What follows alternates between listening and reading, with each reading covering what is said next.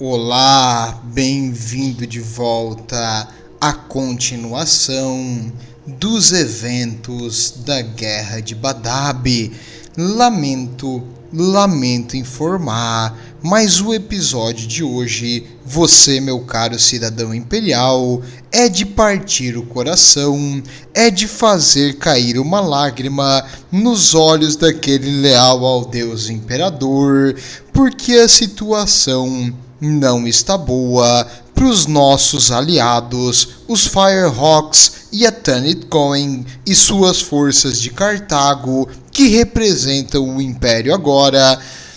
Infelizmente, vão estar numericamente e qualitativamente em desvantagem contra o inimigo, e numa situação dessa, coisas ruins vão acontecer. Tu tá esperando no mínimo um milagre para algo dar certo, e infelizmente para os nossos heróis, milagres não acontecem todo dia. No 40 mil até acontece milagres aqui e ali, mas eles têm os lamentadores, e tu sabe que a sorte tá toda do lado dos lamentadores.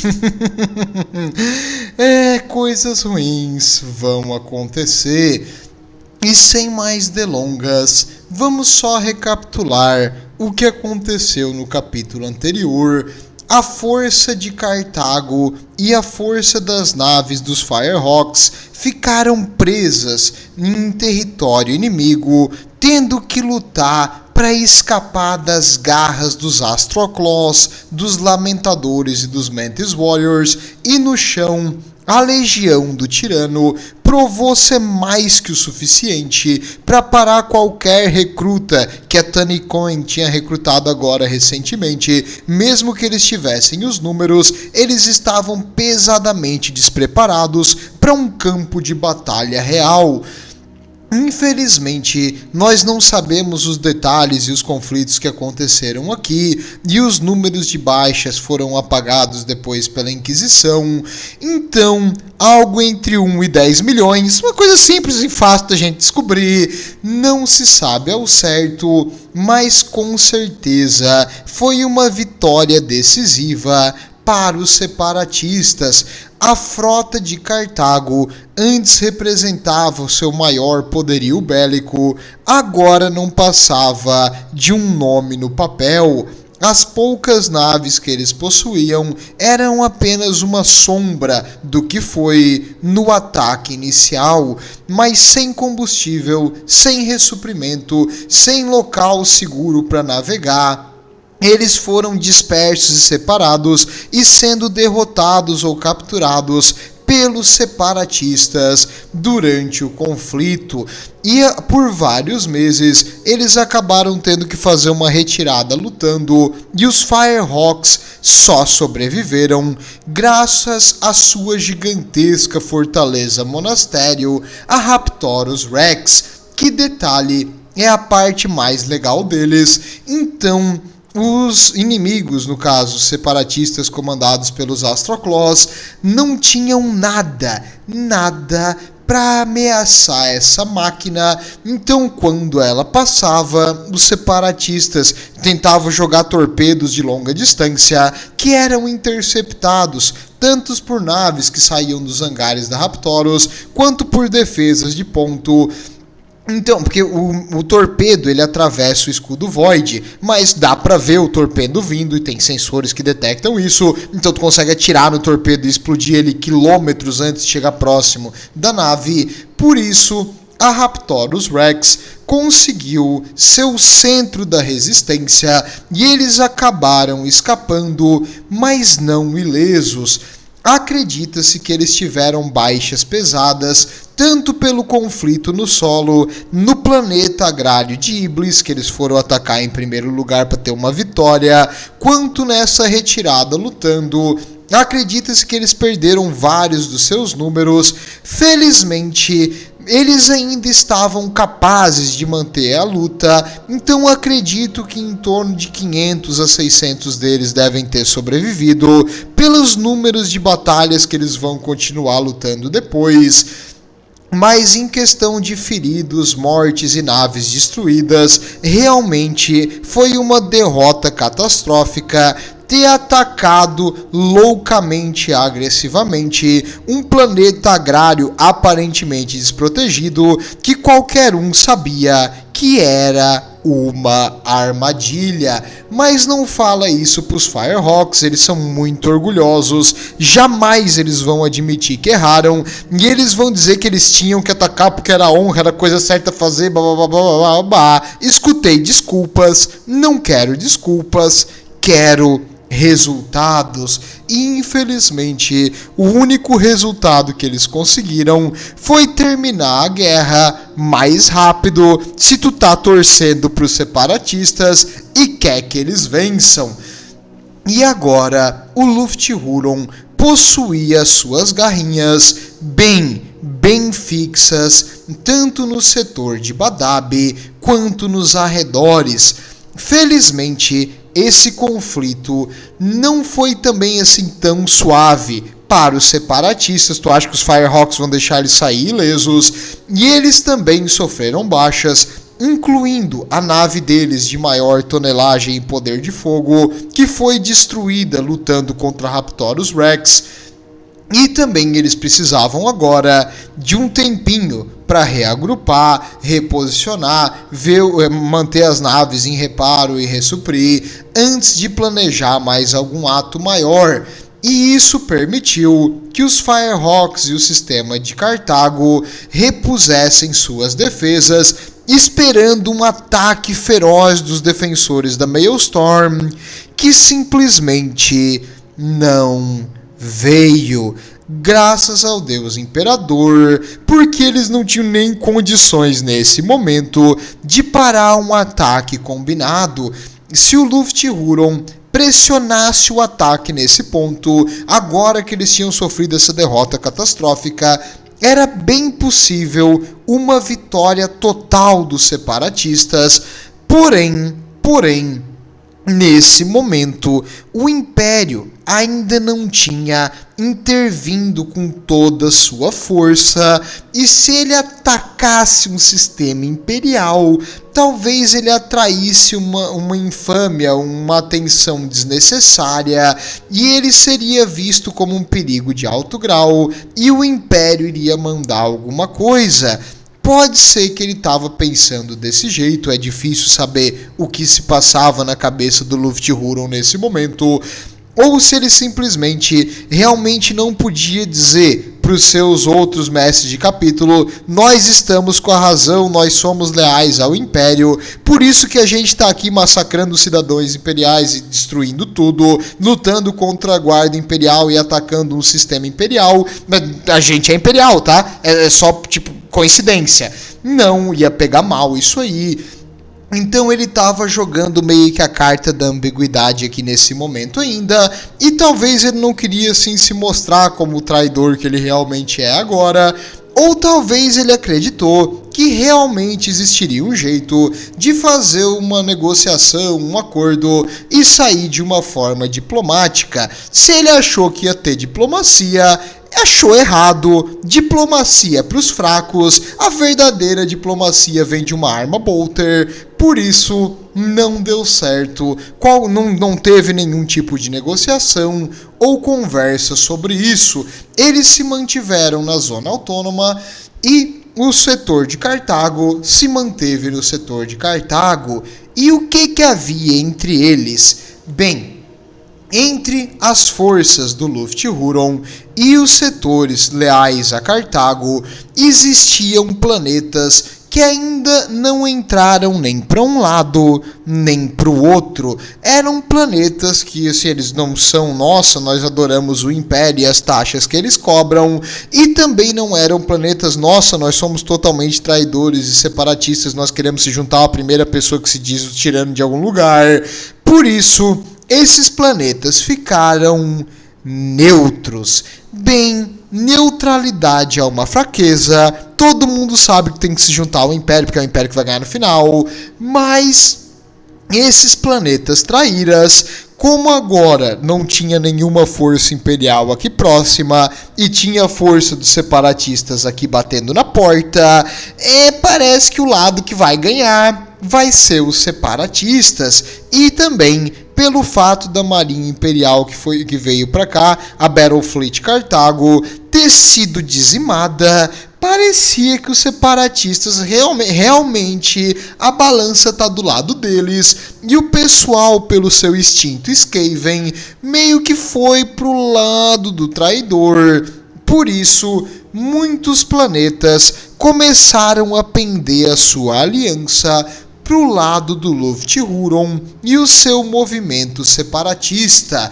Mais um deles, esse eu preciso trazer, porque foi um exemplo de perseverança, um exemplo que não devemos desistir, e um exemplo do que você, caro membro da guarda, deve fazer quando a situação parece desesperadora e os inimigos estão em todos os lados. Um antigo planeta fortaleza chamado Sarengrad. Eu sei que é mudo ali, mas a pronúncia é Sarengrad. Que é meio que nórdico, é esquisito, mas Sarengrad. Bem, esse local foi construído na época da Grande Cruzada, uma fortaleza pronta para defender contra coisas aberrantes do imaterial, e depois fortificada e fortalecida, porque era um local antes da zona autônoma ter sido anexada. Era o eixo de defesa, então fica na antiga fronteira imperial. E apesar da idade, ainda era um planeta fortaleza de alto valor, por diferenciar a verdadeira fronteira imperial dessa zona autônoma além da fronteira. Por isso, o planeta de Sarengrad possuía uma PDF excelente e numerosa. É um mundo colmeia e fortaleza, então tem bastante gente que vive aqui, e as cidades e as fortalezas são autônomas, elas produzem alga, reciclam água. Em geral, assim, tu tá tomando água reciclada do esgoto de novo, mas tu não vai morrer de sede. Não pensa muito na água que tu tá tomando, nem na comida que tu tá comendo. Mas o planeta poderia resistir a um sítio teoricamente de maneira infinita. Tu não consegue só cercar esse planeta e esperar que eles morram de fome. E no caso, o Luft-Huron sabia que se ele concentrasse toda a força dele, ele provavelmente poderia dominar essa fortaleza, mas as baixas, quanto recurso que ele vai ter que gastar para conquistar um planeta inteiro fortificado, com PDFs a um bom nível, e com máquinas pesadas, tanques, artilharia e alguns aviões da aeronáutica, iria ser, e fora as defesas fixas, que aí sim é muita coisa. Tu viu em Vrax que mesmo depois de anos de sítio, a intervenção dos super soldados não completamente girou o curso da batalha. Foi ainda uma luta que levou anos.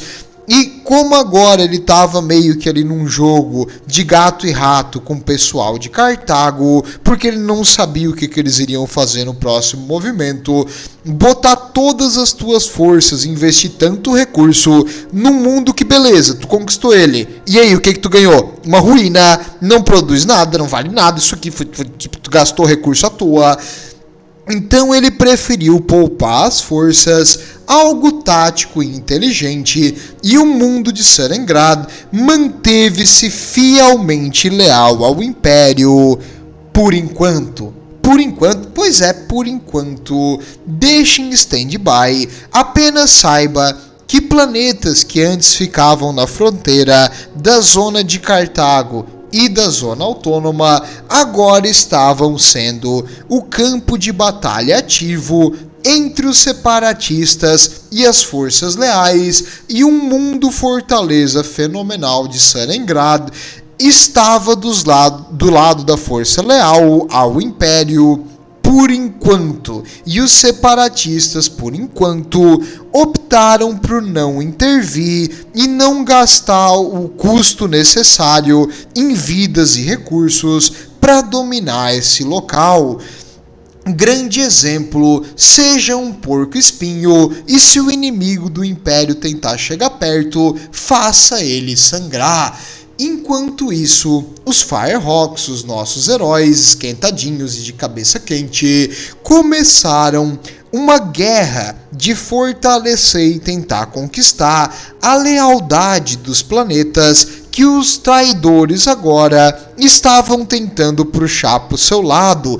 E com isso, eles tiveram que reforçar lutas teoricamente perdidas em planeta fronteiriço com apenas algumas PDFs mal treinadas contra os traidores agora veteranos de décadas de combate. Felizmente para os nossos amigos os Firehawks, eles possuíam a Raptorus Rex, que permitia que quando eles intervissem em maior número, os inimigos não tivessem superioridade no espaço, permitindo que eles bombardeassem o inimigo no planeta, permitindo que se o planeta fosse perdido eles destruíssem boa parte da superfície, permitindo que as tropas no chão tivessem uma mobilidade sem se preocupar tanto com a força aérea inimiga. Por isso, apesar das baixas que eles tomaram até agora, e apesar de estar dividido contra 3 capítulos, claro, nenhum deles está inteiro, e nesses ataques, um número desproporcional de Astral Claws dos seguidores do Lufthurun, do seu capítulo principal, dos comandantes aqui dos defensores da Maelstrom, estavam participando do combate. Como assim um número desproporcional? Os Lamentadores ficaram mais na parte do espaço e na defesa dos suprimentos e da Maelstrom, que ainda não está segura. Os Mantis Warriors ficaram mais mantendo a ordem pública, porque o caos está mais caótico nesse momento, por causa das invasões de Tiranídeo, a tempestade do imaterial ficou mais forte, portanto rebeliões eram frequentes, cultos caóticos eram frequentes. Tem um motivo do Império não gostar muito dessa zona. Bem, e ali então eles tiveram que manter a ordem, enquanto os Lamentadores mantinham o espaço seguro. E esses conflitos e ataques eram praticamente feitos apenas pelos Astral Claws. As baixas que eles tiveram não estão exatamente documentadas tintim por tintim, como eu falei, os números foram apagados, mas o que se sabe é que os Firehawks estavam causando baixas mais nos inimigos do que levando. Então, para cada Firehawk que caía, provavelmente 3 Astral Claws morriam num ataque. Claro, regimentos da PDF e planetas eram perdidos, mas os irmãos de batalha dos Firehawks, com a sua agressividade e superioridade aérea, conseguiram manter uma taxa de baixas nos Astral Claws relativamente alta, em torno de 2 a 3 para cada irmão morto ou ferido. E mesmo assim, os conflitos e as forças dos Astral Claws não paravam. Eles pareciam estar em todo lugar o tempo todo. Eles sofreram uma derrota nesse planeta, em menos de um mês eles aparecem de novo, com força quase que total. Eles sofreram uma retirada estratégica em outro planeta, em menos de um mês eles aparecem com força quase que total. Eles conseguiram dominar um planeta, os Firehawks ligaram o dedo no meio, ativaram as armas pesadas da Raptorus Rex e fizeram o planeta ir pelos ares, matando qualquer traidor que tivesse lá embaixo. Pois é, em menos de um mês, eles aparecem atacando com a mesma força e capacidade que eles tinham antes. Alguma coisa está errada. A matemática não está fechando. O que será que está acontecendo? Deixa isso aí também em stand-by. Vai ser importante mais pra frente.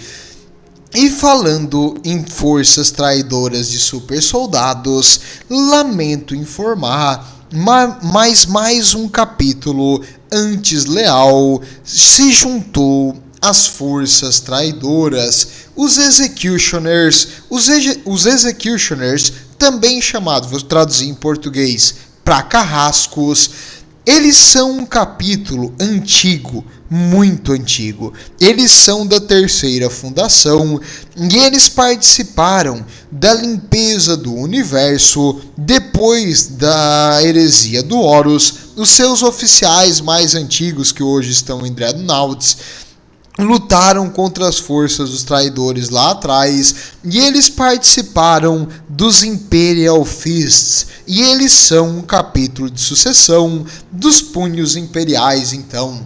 E sendo um capítulo de sucessão, eles têm algumas diferenças, mas eles mantêm sendo frios, calculistas e lógicos, e eles são absurdamente brutais. Por isso que o nome deles são carrascos, né? Tu queria o quê? Tu queria fadinhas e unicórnio, vai ver o vídeo dos elfos. Esses caras, eles são cruéis, assim, eles são Imperial Fists, mas eles agem com uma ferocidade e brutalidade que deixaria o Conrado Curse orgulhoso. Então, eles saíram bem da linha do Rogaldorn, do Garoto de Ouro, e eles ficaram um pouquinho agressivos demais, perderam um pouco a cabeça, mas é o que acontece com milênios de guerra e conflito e separação da sua legião original e da sua tradição. Eles acabaram ficando bem agressivos, mas acredite ou não, apesar da aparência, eles são extremamente leais ao Império. Peraí. Então por que eles estão lutando do lado seccionista? Tem alguma coisa errada? Por que eles estão se separando aqui? Bem, eles já foram uma vez salvos pelo Luft-Huron. Eles estavam com o capítulo inteiro cercado num planeta e os Astroclaws, desculpa, não pelo Luft-Huron, por Astroclaws que vieram antes do Luft-Huron, e eles participaram de uma ação onde o capítulo dos Astroclaws sofreu baixas quase que catastróficas para conseguir salvar os carrascos. Portanto, depois daquele tempo, eles têm uma dívida de honra para os Astroclaws, não para o Luft-Huron, não para a causa de separação, mas para os Astroclaws como capítulo. E agora chegou o momento onde o Luft-Huron, como mestre do capítulo dos Astroclaws, chamou eles para repor essa dívida de honra. Não foi fácil, eu tenho que falar. O mestre do capítulo dos carrascos, o Alto Carrasco, ele pensou, refletiu e ele decidiu. Então, ele juntou 100 dos seus soldados de maior confiança e ele deu a ordem para o resto do capítulo: não devem, mesmo que eu morra, eleger um novo Alto Carrasco até esse conflito acabar e qualquer que seja a repercussão venha sobre mim. É minha decisão ir lutar pelos Astroclaws por causa do nosso débito de honra. Vocês não têm culpa, vocês são inocentes, por isso eu vou pagar o débito de honra e o meu nome vai estar na balança o dia que isso for julgado, não o de vocês. Ele, com apenas um número pequeno dos seus super soldados, foi então na direção da zona autônoma para se juntar às forças traidoras. Isso me lembra muito os 300 de Esparta.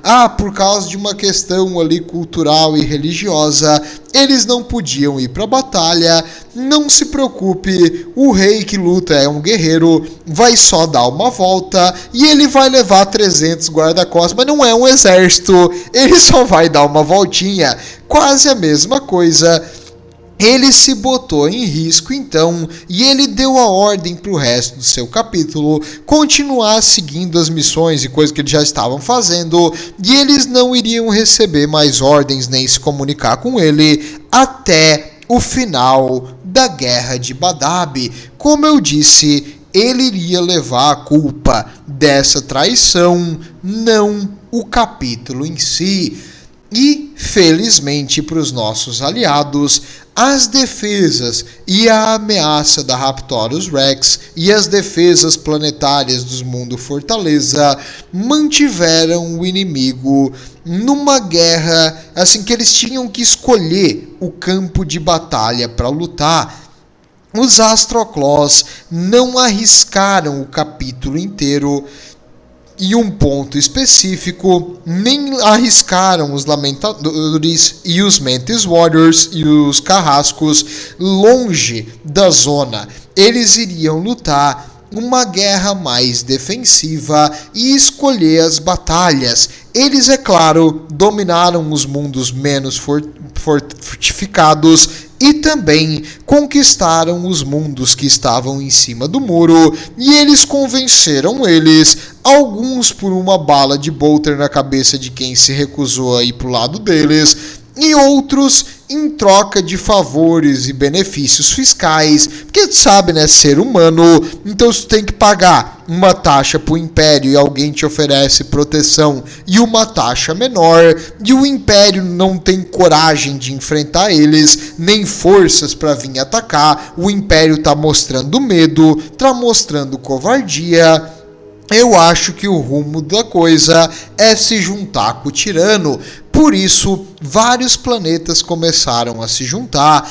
Claro, é que quando eu digo planetas, às vezes é só uma estação espacial que estava em cima do muro e o tirano convenceu. Às vezes é uma estação de reabastecimento que o tirano convenceu. Às vezes é umas minas que ficam em asteroides e aí as forças aéreas do tirano chegaram lá e meio que o pessoal foi obrigado a fornecer o recurso para eles.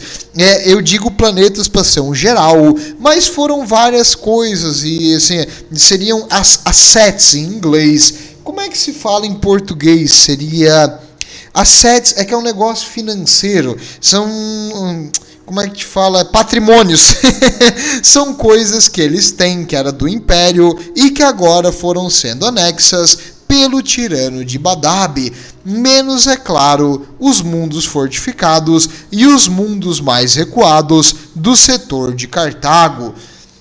E nem tudo, meus amigos, é uma notícia triste. Um novo capítulo veio para se juntar aos nossos heróis, os Marines Errantes. Não confundir com Cavaleiros Errantes. Os Marines Errantes, eles são um capítulo totalmente o contrário do que eram os Carrascos. Esses aqui são novatos. Eles foram fundados no milênio 37, então esses guri aí não tem nem 3.000 anos de experiência, coisa nada isso aí. E eles são relativamente novatos nessa questão de guerra entre super soldados. Eles não participaram da grande heresia, dos grandes conflitos que teve lá atrás. E eles são um capítulo baseado em frota.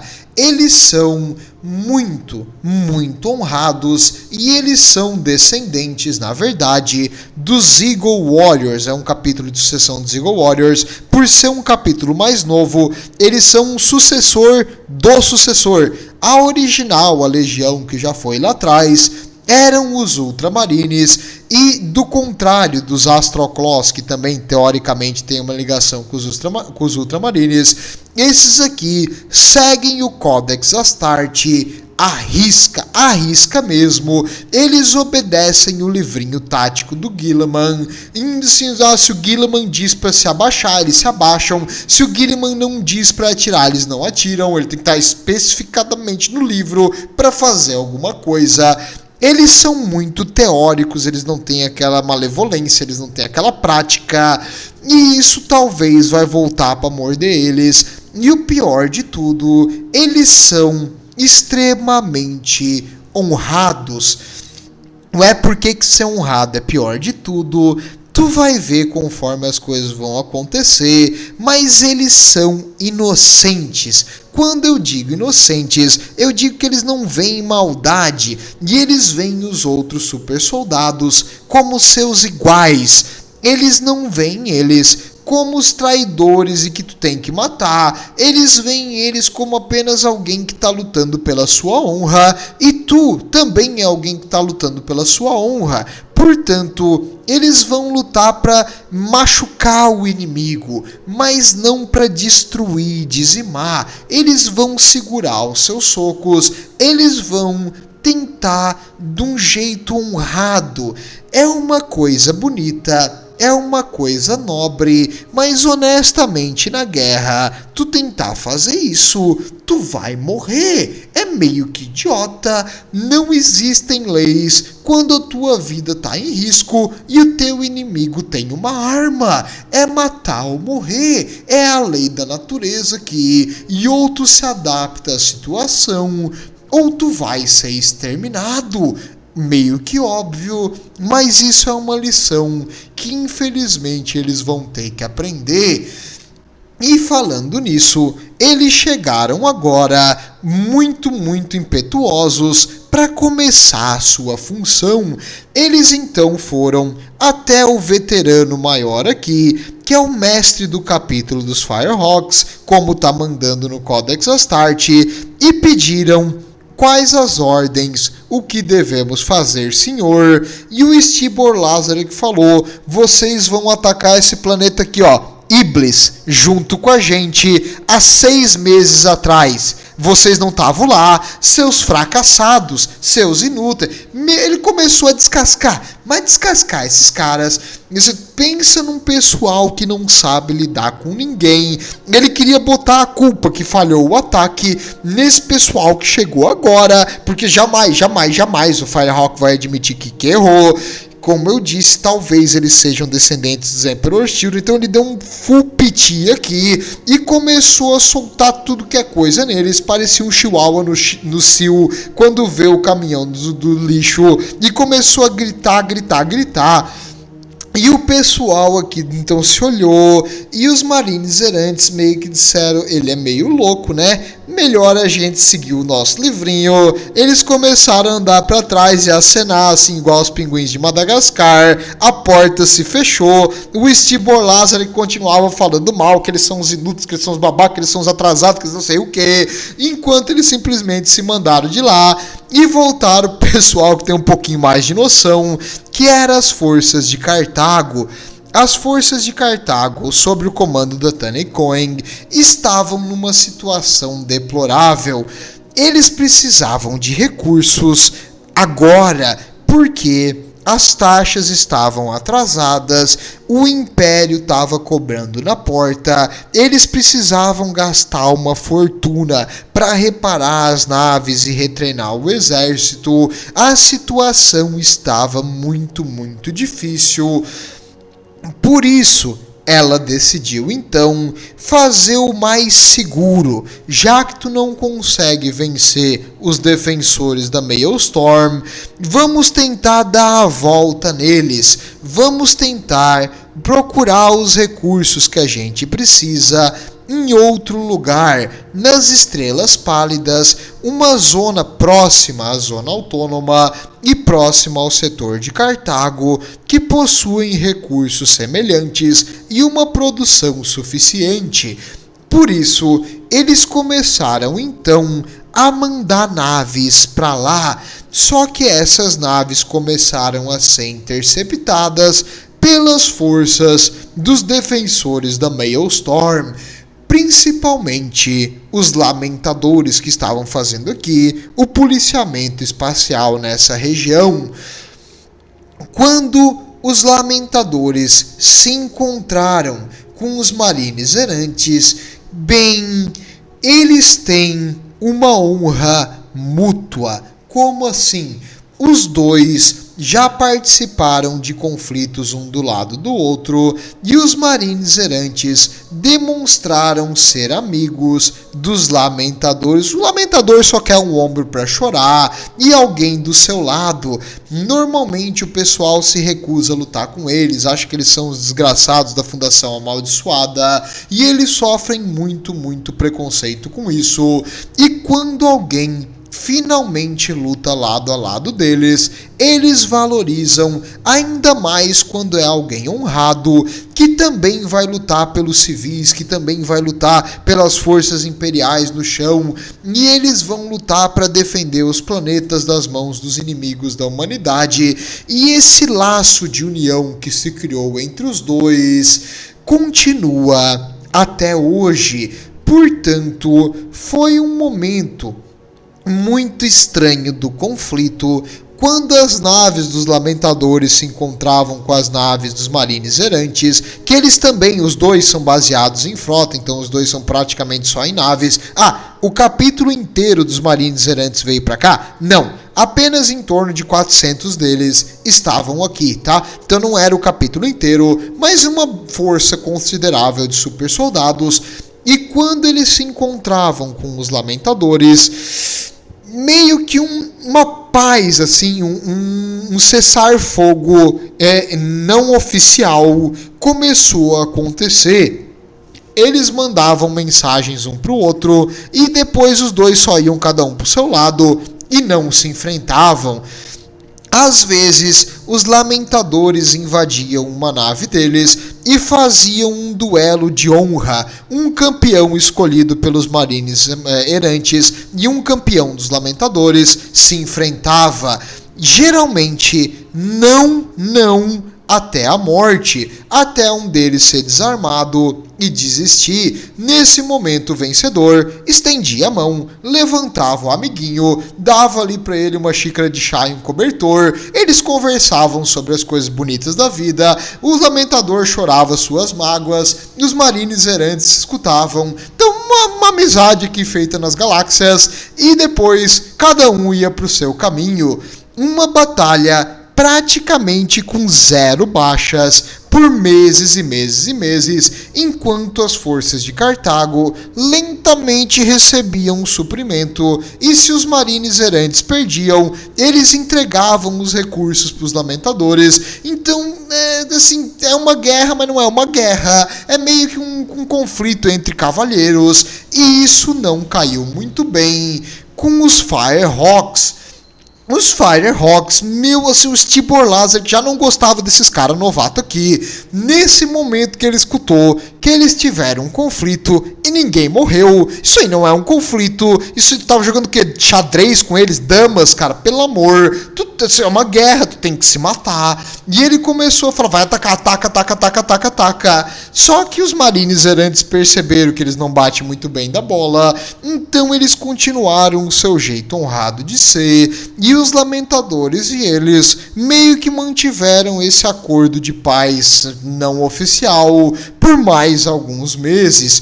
E isso estava dando mais um aneurisma no Steve Orlazar. Pensa num cara estressado, pense em alguém que não para quieto. Ele já devia ter destruído uns 40 aparelhos de Vox, assim, de tanto ofender eles. Ele começava a ofender, jogava o Vox no chão para quebrar. Tudo bem. Difícil de lidar. Enquanto os Firehawks estavam fazendo defesas desesperadas em planetas fronteiriços, eles estavam ali passeando com seus amiguinhos e tendo duelinhos de honra. Nossa, cara, eu queria encher esses caras de porrada, mas infelizmente eles eram os únicos aliados que ele tinha nesse momento, e meio que brigar com teu aliado no momento que teu inimigo tem mais de 3 vezes o teu número não é a melhor das vantagens, mas acredito que isso estava deixando ele enfurecido. Aliás, qualquer coisa deixa ele enfurecido, mas agora chegou a estourar a hemorroida. Pensa num cara muito puto. Bem, falando em alguém que queria a cara dos Lamentadores agora, o Luft Huron estava numa situação parecida com o Steve Orlazar. Engraçado como eles são parecidos. Bem, o Luft Huron queria que a guerra acabasse o mais rápido possível e queria pressionar um acordo de paz forçado, onde ele estaria numa situação vantajosa com o sistema de Cartago, mas os lamentadores, por estar brincando de amarelinho em vez de lutar a guerra, eles estavam deixando Cartago se reerguer. Então ele tinha que pressionar Cartago financeiramente para que eles tivessem que ou se render incondicionalmente ou fazer qualquer demanda que ele exigisse, porque eles não poderiam mais manter a guerra. E agora eles tinham uma linha vital, eles tinham recursos vindos de outro ponto. Nesse momento, então, o Lufthurun retirou os lamentadores de lá, porque não dava para a situação se manter, e ele decidiu pessoalmente lidar com essa linha vital que Cartago estabeleceu nas zonas adjacentes a dele. Apenas ele poderia ter esses recursos e isso iria fortalecer o seu inimigo. Para vencer a guerra, tu tem que enfraquecer o teu inimigo em todas as situações possíveis, e não dá essa honra, não tem sentido. No milênio 40, ele não iria considerar isso aí como uma opção. Por isso, ele decidiu tomar o controle nesse fronte e mandar os lamentadores fazer qualquer outra coisa, mas não aqui. Bem, agora ele pegou o capítulo que ele podia contar, os Mantis Warriors, e ele pessoalmente iria fazer um plano até muito inteligente e um plano muito antigo. Ele seria a bigorna e os Mantis Warriors seriam o martelo.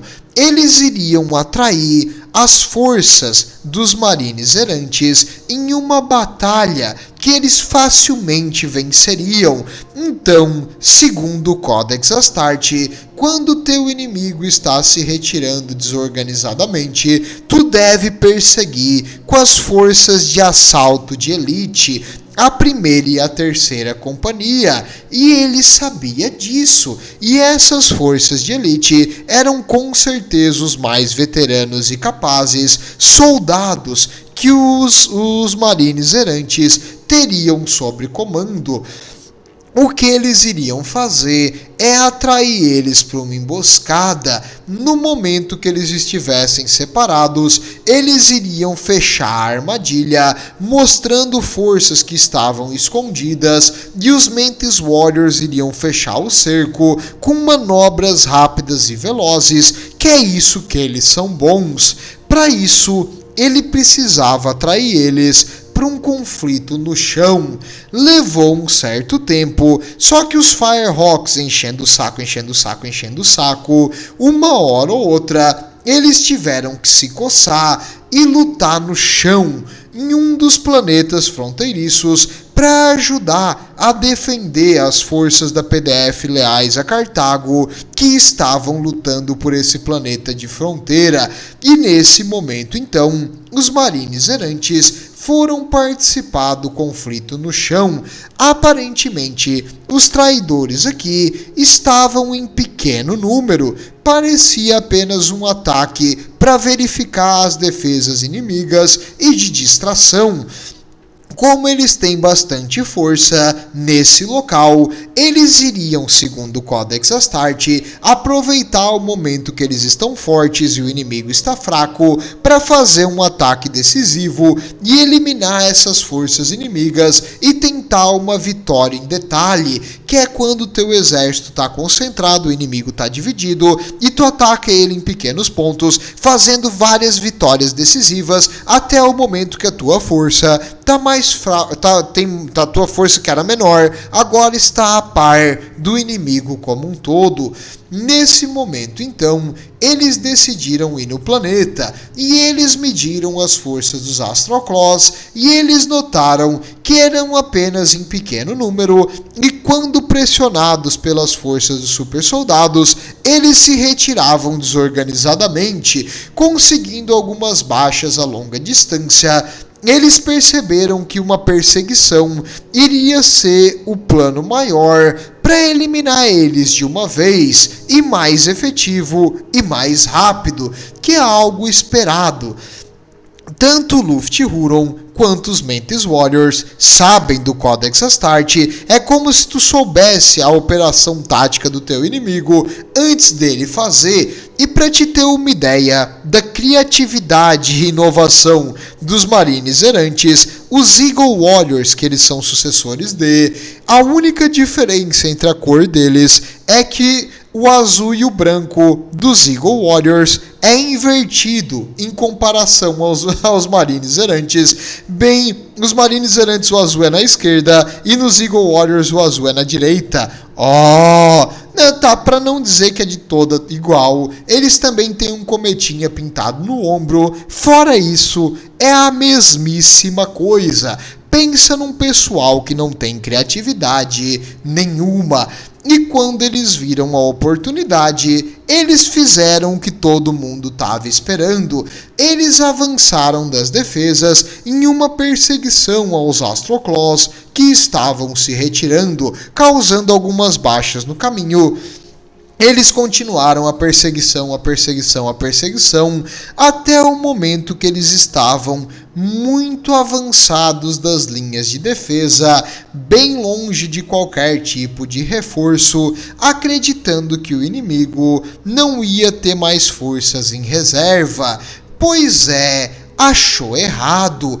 No momento que eles estavam bem avançados, começou a armadilha. As forças dos Astroclaws, se dispersando agora, começaram a converger nesse ponto e fazer meio que uma lua ao redor deles, um semicírculo, e em todos os pontos eles começaram a lutar. E o avanço deles para as linhas dos Astroclaws começou a reduzir. Não era uma linha fixa no chão, uma trincheira. Eles estavam posicionados atrás de terreno em posições improvisadas. E eles agora, os Astroclaws, começaram a pressionar, reduzir a velocidade de avanço da primeira e da terceira companhia dos Marines Malevolentes, que agora começaram a lutar de uma forma um pouco mais defensiva e se posicionar em locais estratégicos para ter cobertura e proteção contra esse ataque. No momento que eles ficaram em posições defensivas, é o momento que a armadilha iniciou. Eles não tinham nem ideia do que estava vindo, eles apenas estavam lutando conforme a situação se apresentava. Eles estavam respondendo ao que os inimigos faziam. A iniciativa era dos traidores. E isso, meus amigos, não é uma forma de vencer uma batalha. Tu apenas responder ao inimigo e não tomar a iniciativa deixa o inimigo uma vantagem enorme. Se a pessoa souber usar a iniciativa para sua vantagem, tu vai estar sempre lutando em posições desvantajosas até o momento que o teu exército inteiro vai ter sido dizimado 1 a 1. Mas acho que isso não está no livrinho deles. E conforme eles estavam agora numa batalha defensiva, causando mínimas baixas dos dois lados, eles não perceberam o movimento na retaguarda. Os Mantis Warriors, utilizando toda a força móvel deles, fizeram rápidas colocações e posições entre os soldados dos Marines Errantes e as linhas defensivas, rapidamente cortando qualquer rumo de saída.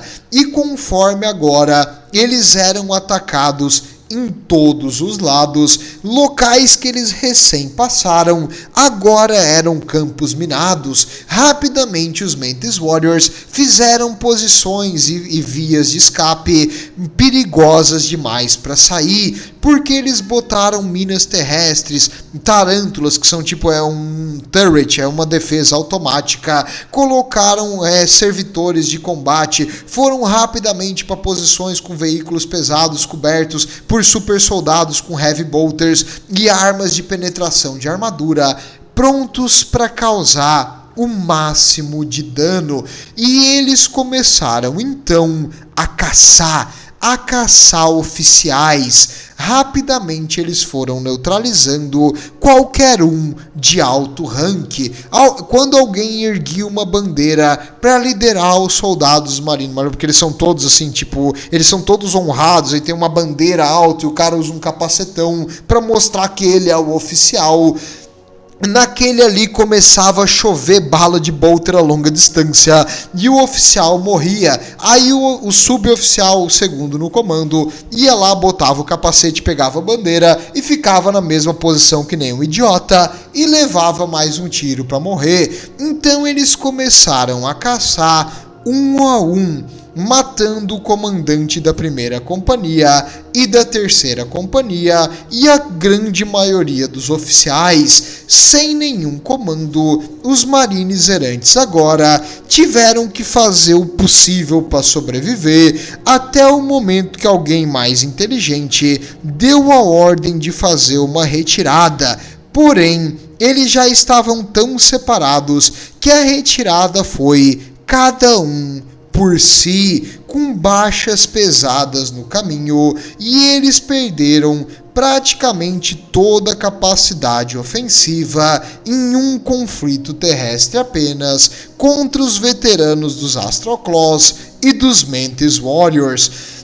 Não que esses também não sofreram baixas, mas foi absurdamente desproporcional o número de marines errantes que morreu, especialmente nos ranks maiores do capítulo, foi muito mais alto que o dos traidores. Eles caíram direitinho na armadilha. Esperam que tenham aprendido a não depender de um livrinho de tática no calor da batalha. Bem a verdade, eles provavelmente não aprenderam, mas agora o Luft-Huron fez uma coisa desonrosa. Até tenho que trazer isso também, porque em geral a batalha até agora, quando eles pediam para se render e se entregavam, os lamentadores deixavam tudo certo, nada demais, e era um conflito de honra. Nesse momento, os soldados isolados e feridos e que tentaram se render, não houve misericórdia. Os Astroclaws exterminaram todos a sangue frio, a mando do Luft-Huron. Nesse momento nós vemos que a mente dele já está se desfazendo. A outra vez que isso aconteceu, os Mantis Warriors prenderam os Firehawks e eles entregaram eles de volta. Nesse momento não ia ter mais troca de prisioneiro, não, ele estava ficando agressivo e imperdoável. Observe a rápida decadência ao caos que acontece na mente de quem não consegue resistir às suas tentações. Ele perdeu totalmente a honra e ele virou uma máquina de crueldade, vingança e raiva. E isso, meus amigos, é o caos agindo na cabeça de alguém. Observe como a honra vai ralo abaixo e a pessoa vira um monstro. Mas eu queria trazer esse adendo só para ficar a reflexão. Bem, falando em monstro, e assim a honra vai por água abaixo, os Firehawks, quando viram o que os marines errantes fizeram uma retirada e fugiram do planeta, abandonando a situação que era completamente perdida nesse momento, para tentar manter as suas forças e manter o que eles fazem bem, que é lutar no espaço. Nesse momento, Stibor Lazarek fechou uma completa cessação de contato com os dois capítulos, porque ele chamou eles de incompetentes, traidores em disfarce, que na verdade eles estão lutando do lado dos traidores o tempo todo, porque eles deixaram o planeta cair nas mãos deles sem fazer nada, e eles fugiram covardemente do dever. Cara, eles lutaram e perderam quase que mais de metade da força deles que veio aqui pro planeta foi exterminada, incluindo o mestre do capítulo e o pessoal de maior rank. Eles não estavam com saco para aguentar os pedidos de Stibor Lazarek e só deu. Eles cortaram totalmente a comunicação, Por isso que eu digo, quando alguns falam, os traidores, a semente genética dos traidores pode ser utilizada. Os Firehawks são da Fundação Amaldiçoada. Essa questão de não trabalhar bem em equipe vai afetar e muito no campo de batalha e no balanço da guerra. Por isso, é difícil lidar com uma legião que não quer cooperar e não consegue ter empatia com o sacrifício do próximo. Lamento, mas aqui os Firehawks estão errados e esse temperamento explosivo deles meio que fez um inimigo eterno entre os Marines Errantes extremamente leais e honrados e os Firehawks. Eles se separaram e eles vão lutar junto quando necessário, mas não coordenar ou dividir informação, nem se comunicar. A situação que já não era boa para os nossos aliados fica cada vez pior. E falando em situação cada vez pior, a Tani Koeng, a governadora, estava desesperada. O seu capítulo de escolta agora estava sofrendo baixas pesadas e com os Astroclaws comandando a pirataria, não estava fácil manter aquela frota vindo com recursos, mesmo das zonas próximas ali. Então ela precisava de uma vitória, e precisava de uma vitória grande. E ela tinha, se tu não pode dizer que ela não tem ganância e uma grande visão. Ela queria então recuperar o máximo possível de recursos de uma vez só, para não ficar dependente de várias viagens. Para isso ela iria botar todas as fichas na mesa, fazer um all-in, e ela iria, com tudo que ela tem agora, numa missão de ressuprimento, e essa missão iria manter o sistema de Cartago, se tudo desse certo, por mais de uma década, sem precisar se preocupar com esses traidores, sem se preocupar com piratas e rotas de comércio sendo atacadas. Então, ela botou tudo e arriscou, e ela colocou isso numa frota que iria para aquelas Pale Stars, a uma zona próxima aqui de Badab, sendo escoltada pelos Marines Errantes e pelos remanescentes da antiga Battlefleet Cartago, que não é muita coisa nesse momento. E o plano dela fazia sentido. Ela queria manter uma autonomia com uma viagem grande do que 100 pequenas, porque as 100 pequenas, separadas em pequenas áreas, ia ser dizimada. Então, se tu concentrasse todas as forças, talvez isso fizesse os traidores pensassem duas vezes antes de atacar. Então, eles fizeram o possível para melhorar os transportes, colocar armas, melhores escudos Void, mais proteção, o que eles puderam fazer para dar um upgrade nas naves civis e transformar naves antes não combatentes em naves equivalentes a um destroyer, uma nave leve, mas pelo menos que podia fazer parte da escolta. E eles enviaram então a missão para a região das Pale Star. O que ela não sabia é que ela tinha muitos inimigos, e alguns dos seus inimigos tinham contatos com o Luft-Huron, e eles meio que se venderam, e eles venderam a informação dessa frota e dessa tentativa desesperada. O cargo de governador de sistema é um cargo tênue, é difícil tu manter aquilo ali, porque várias pessoas querem estar no teu lugar, e o que essas pessoas estão dispostas a fazer para puxar o teu tapete e conquistar a tua posição, vai ao ponto de quase heresia e traição. E no caso, infelizmente, algum informante em alto escalão denunciou para os seccionistas essa frota de recursos, e o Luft-Huron, do jeito que é, ele agiu da forma mais cruel possível. Ele esperou a frota carregar bastante recursos e os grandes cargueiros ficarem lentos. No momento que eles estavam carregados de recursos, eles atacaram.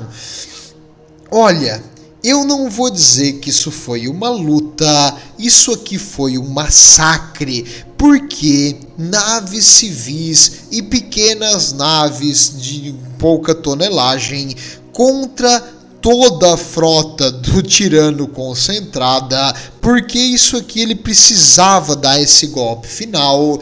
E quando as naves, do caso da Tani Cohen, não ela pessoalmente não estava aqui pilotando, mas no caso as naves de Cartago chegaram aqui, o primeiro relato da batalha foi que uma nave foi atingida por vários disparos. Esses disparos eram torpedos de invasão. Torpedos de invasão é uma tecnologia do futuro, é um tipo de torpedo que cava, às vezes, quilômetros de armadura da nave inimiga e mantém seguro lá dentro um regimento de super soldados que sai dentro da nave e começa a espalhar o terror.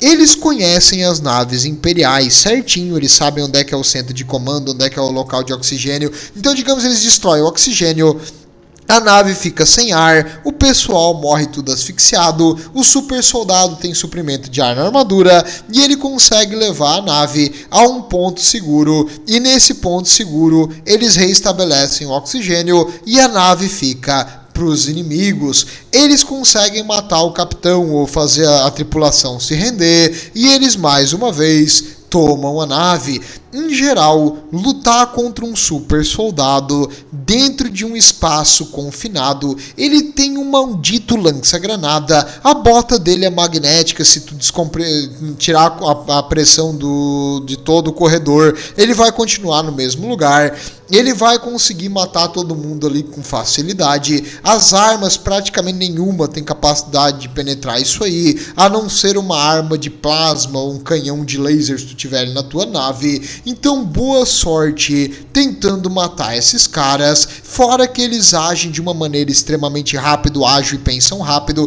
Então, no momento que tu pensou em atirar, tu já morreu, não dá tempo. Eles são muito, muito rápidos e a mente deles funciona mais rápido que no ser humano normal.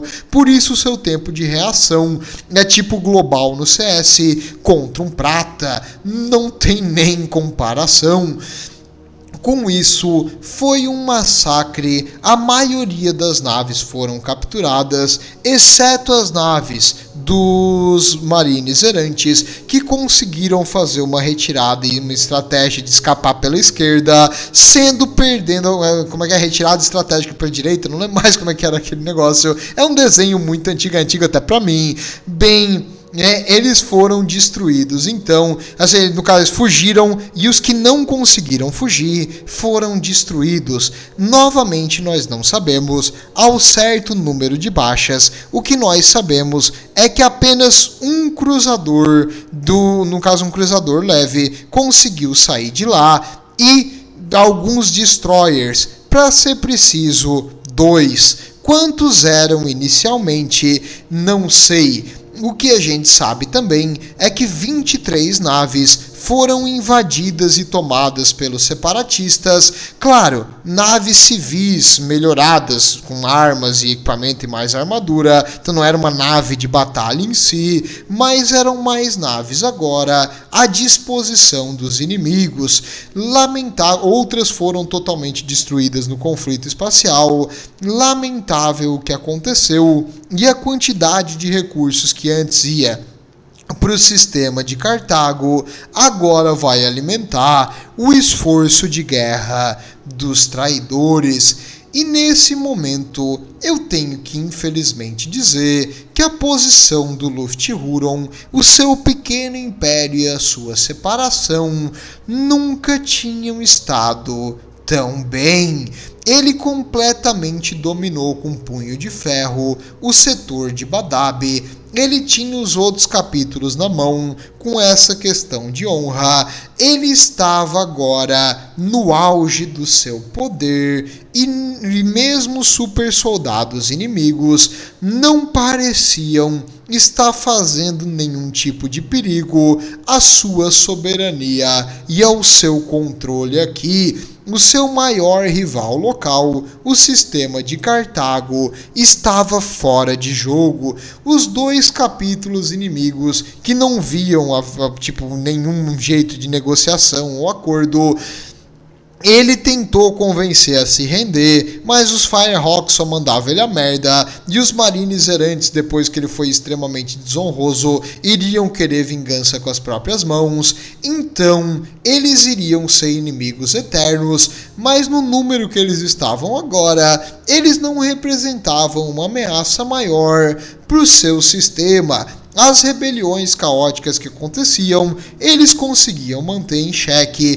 eles conseguiram manter recursos fluindo, ele teve que abandonar os seus ganhos dentro da Maelstrom, mas ele agora ganhou o sistema que antes era fronteiriço entre ele e o setor de Cartago. Por isso, as coisas estavam indo bem para os traidores. Nesse momento, nada pode derrotá-lo. Pois é, meus amigos, quando os super soldados, esses soldados brilhantes em armadura dourada, não conseguem resolver, para quem sobra para amaciar a defesa inimiga? Sim, eu, você, todos nós, companheiros da guarda, o verdadeiro martelo do Império. Que lembre-se, se tu tem um problema que tu não conseguiu resolver com força bruta, é porque tu não utilizou força bruta o suficiente. Bem, agora o Império vai ter que se coçar e vai ter que fazer alguma coisa, e esses super soldados se achões agora vão ter que ser botados no seu lugar por homens e mulheres regulares com uma arma laser, uma baioneta e muita fé no Imperador. Meus amigos, a guerra vai se tornar uma guerra imperial e espero que o Lufthuron esteja fazendo os dias de perna, porque nós vamos vir por ele. E antes de terminar o vídeo de hoje, eu queria só fazer mais um agradecimento. Obrigado aqui aos membros do canal. Eu sou extremamente contra fazer alguma coisa e bloquear atrás de uma muralha de pagamento. Então agradeço vocês que completamente de forma voluntária ajudaram o canal. Obrigado, estejam com o Imperador, porque o que eu posso dar a vocês é vídeos sempre tentando melhorar o nível, e fiquem à vontade para falar suas sugestões e opiniões. Eu escuto todo mundo, só que como não é uma democracia, se tu for um membro, talvez eu te escute mais. Bem, vejo vocês na próxima. Tudo de bom e o Imperador protege.